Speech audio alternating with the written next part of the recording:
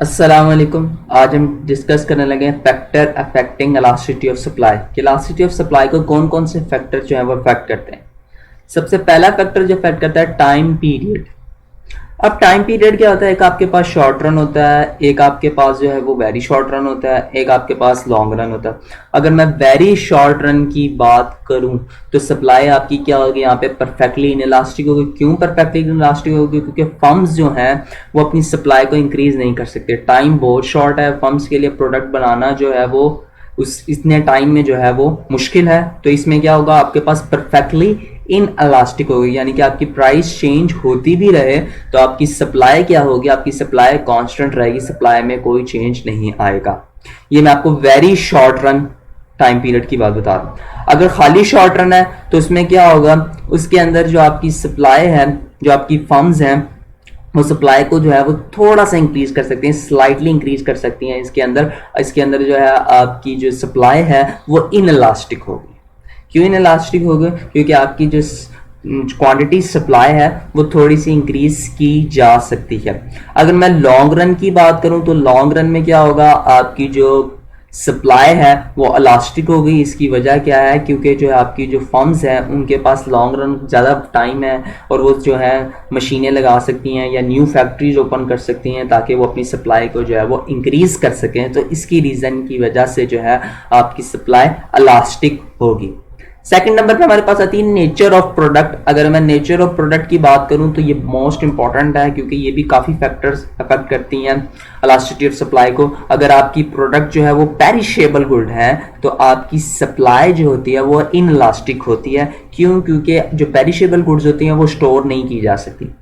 अगर आपकी प्रोडक्ट जो है वो ड्यूरेबल गुड्स हैं तो फिर जो है आप इसे स्टोर कर सकते हैं, तो फिर इसकी सप्लाई क्या होगी, आपके पास इलास्टिक होगी।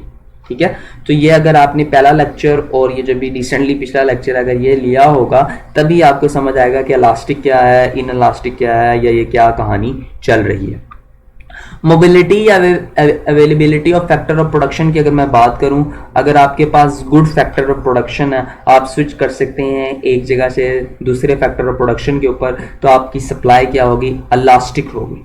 क्यों? क्योंकि आप जो है वो इंक्रीज और डिक्रीज कर सकते हैं, अपने रिसोर्सेज को जो है वो इजीली जो है उसको मैनेज कर सकते हैं और उसको लेकर चल सकते हैं। अगर आपके फैक्टर ऑफ प्रोडक्शन स्विच नहीं हो सकते तो फिर आपकी सप्लाई क्या है, इनइलास्टिक है। यानी कि आपके पास लिमिटेड फैक्टर ऑफ प्रोडक्शन होने से आपने बनाना है, आप जो है वो स्विच नहीं कर सकते तो फिर आपकी क्या होगी, सप्लाई आपकी इनइलास्टिक होगी। फोर्थ नंबर पे हमारे पास आ रहा है स्पेयर कैपेसिटी। अगर आपके पास स्टोर करने की जगह है, if there is a spare capacity in the firms, supply of the product is elastic. अगर आपके पास स्टोर करने की जगह है तो आपकी सप्लाई क्या होगी, इलास्टिक होगी। क्यों? क्योंकि आप सप्लाई जो है वो इंक्रीज कर लेंगे और इसे इजीली जो है वो स्टोर भी कर सकते हैं। लेकिन अगर आपकी स्टोरेज फुल हो चुकी है, आप मजीद चीजें जो है वो स्टोर नहीं कर सकते, तो फिर आपकी सप्लाई क्या होगी, इनइलास्टिक हो जाएगी आपकी सप्लाई। उसके बाद हमारे पास आ रहा है 5 नंबर पे प्रोडक्शन टाइम।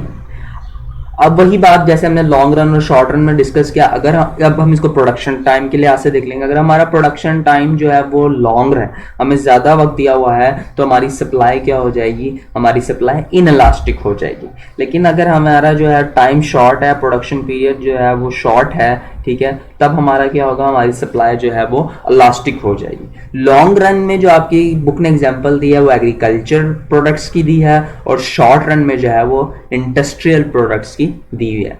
छठे नंबर पे हमारे पास आता है बैरियर्स टू इंटर। अगर बहुत बैरियर्स होंगे मार्केट के अंदर जो है इंटर होने के लिए, तो आपकी जो सप्लाई है वो इनइलास्टिक हो जाएगी। क्यों? क्योंकि आपके लिए जो है प्रोडक्ट जो आप जो पहले से मौजूद होंगे उनके लिए क्या होगा, इजीली जो है उसको, जो नया बंदा आया होगा उसको एग्जिस्ट करना, मार्केट से बाहर निकालना जो है वो आसान हो जाएगा। लेकिन अगर कोई बैरियर नहीं होगा, ठीक है, हर बंदा जो है वो मार्केट के अंदर इंटर हो सकता है, मार्केट के अंदर से जा सकता है, चीज़ें जो वो दिल चाहे बना सकता है, जो वो दिल चाहे ना नहीं बना सकता, तो इसके लिए क्या होगा, इसके लिए आपकी जो सप्लाई है वो आपकी सप्लाई जो है अब क्या हो जाएगी, इलास्टिक हो जाएगी। ठीक है, तो इन चीज़ों को आपने मद्देनजर रखना है, कब इलास्टिक होगी कब इनइलास्टिक होगी, क्योंकि आप जैसे ही इस कॉन्सेप्ट को क्लियर कर लेंगे पीछे वाले के लिए, तो आपके लिए इनको आसानी से बताना जो है वो इलास्टिक हो जाएगी।